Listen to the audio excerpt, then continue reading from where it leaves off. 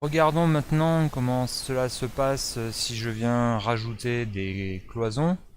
Donc dans Revit, je vais aller dans l'onglet architecture, je vais prendre un outil mur. Et ici, je vais venir choisir mur générique intérieur 70 cm par exemple. Je vais aller regarder comment il est réalisé, modifier le type. Je vais aller regarder la structure. Donc j'ai uniquement une couche qu'ils appellent porteur ossature. Donc en fait, c'est la priorité 1. On va laisser comme ça pour l'instant. Et on va regarder un petit peu ce qui se passe lorsque l'on trace sur le plan. Donc pour ça, je vais venir utiliser ici par exemple mon axe. Et je vais venir tracer ma cloison. Donc on voit que ma cloison ici est donc correctement liaisonnée à mes murs. Par contre, attendez, je vais enlever les lignes épaisses. Par contre, moi ce qui me gêne, c'est qu'ici j'ai un pont thermique. Donc pour empêcher Revit de créer ce pont thermique, c'est-à-dire que ma priorité qui est normale, hein, ma couche 1 vient se liaisonner avec ma couche 1.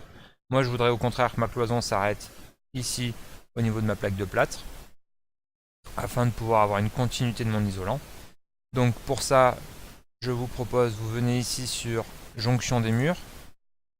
Avec cet outil-là, vous venez, vous voyez, quand vous arrivez sur un angle, il va vous proposer jonction des murs. Donc là, je lui dis, je veux traiter cette jonction-là. Je suis sur un joint qui est autorisé.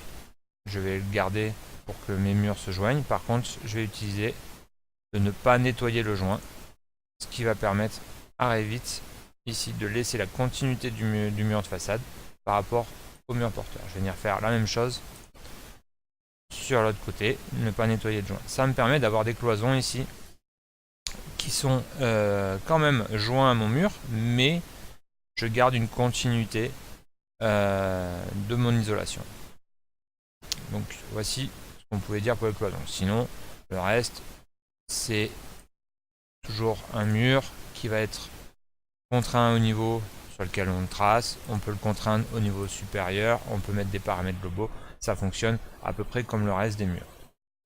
On peut également dans une cloison modifier le type. Donc ça veut dire qu'on pourrait par exemple sur cette cloison là modifier le type. On pourrait la dupliquer.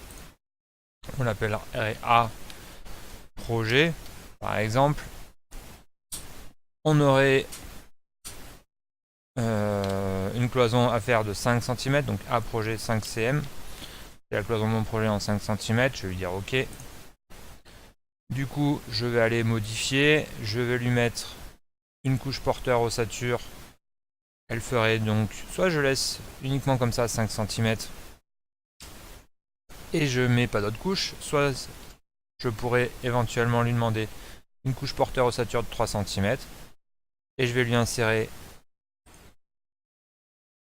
côté extérieur, même si on va se retrouver pour le coup à l'intérieur, une couche de finition 5 pour une finition intérieure.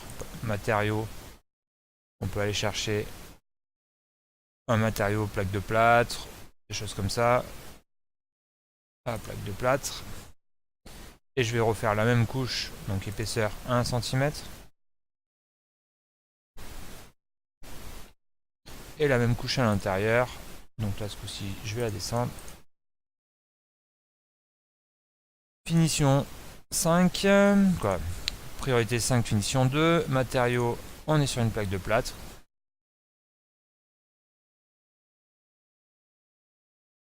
cm. Alors ici, le mur par défaut, ça serait plutôt du vide. Donc on pourrait créer un vide entre mes deux plaques de plâtre ou un isolant laine de verre ou des choses comme ça. Je vais lui dire OK. OK. Et si on vient voir, du coup j'ai bien mes 3 couches ici qui fonctionnent. Donc voilà ce qu'on pouvait dire pour les cloisons.